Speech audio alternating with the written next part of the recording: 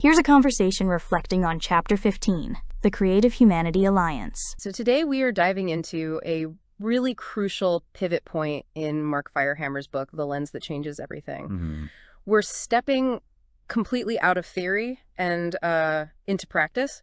We spent time on the premise that human systems break when connection is treated as optional. Yeah, that was the foundation. But now we get to the really interesting part. The question shifts from, is this true, to something much more practical. What happens when people actually begin to live this way together? Exactly. And that brings us to Chapter 15 and the emergence of what they call the Creative Humanity Alliance, or the CHA. The CHA. And it's really important to frame this right.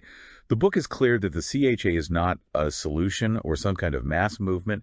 It's just a set of early, careful experiments. So a testing ground. And the whole thing started because they identified this core cultural problem, right? Yes, this idea that we basically misinterpreted creativity. How so? Well, our systems reshaped it into something that only rewards performance, productivity, and, proof. Right. And in doing that, we lost sight of its original purpose, which the book says is about restoring coherence. That's the key word. Coherence between us, our bodies, and each other. Okay, so the Alliance's methodology had to be different then. Completely. They aren't trying to scale an idea. The framework is designed simply to hold experiences. Well, it's experiences. I like that. The work began with these really simple questions, like what happens when you invite people to create without attaching an outcome to it? Or when conversation is treated less like a debate and more like a shared field. A shared field, precisely. But wait, if it's a shared field, does that mean you lose critical discussion? How does that work?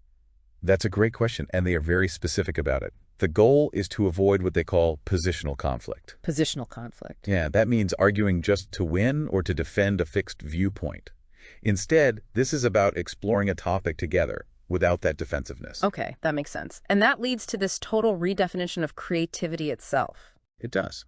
Inside the Alliance, creativity is explicitly not talent or self-expression. So what is it? It's treated as a pure restorative function, almost like a system reboot the body uses when it gets out of alignment. Wow. And what does that do for people who, don't think of themselves as creative? It changes everything. Because when creativity is about restoration, it stops demanding confidence from you and starts inviting curiosity. Confidence versus curiosity. Think about it. Confidence is what you need to sell a masterpiece. Curiosity is just what you need to notice the world around you. It lowers the barrier to entry to almost zero. And this isn't done alone in a studio. It's always in shared spaces, right? The point is reconnection. Always. It's about reconnection, not individual expression.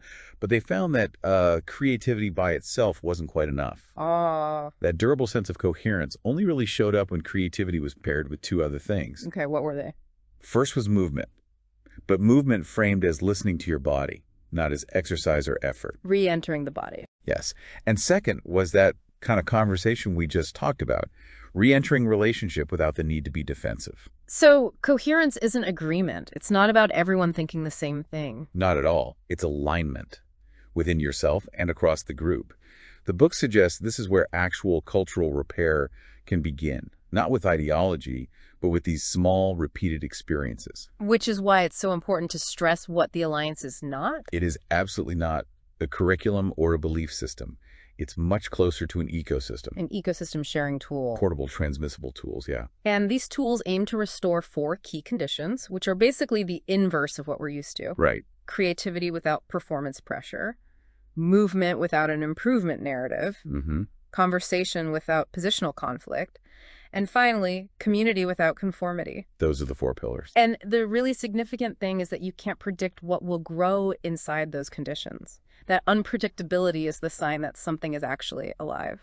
And that brings us right back to the central idea. Repairing culture doesn't start with some grand solution. It starts with repairing the lens and then just engaging in the practice. So here's a final thought to take with you. The book notes that when people start practicing creativity this way, as restoration, a new kind of figure starts to emerge. Not a role to claim, but a function to inhabit. The next chapter actually names that figure. So the question is, what function do you think emerges when separateness and performance are set aside for coherence? Thanks for listening. Before moving on, take a pause and read the next chapter. The conversation for that chapter will be waiting here when you're ready.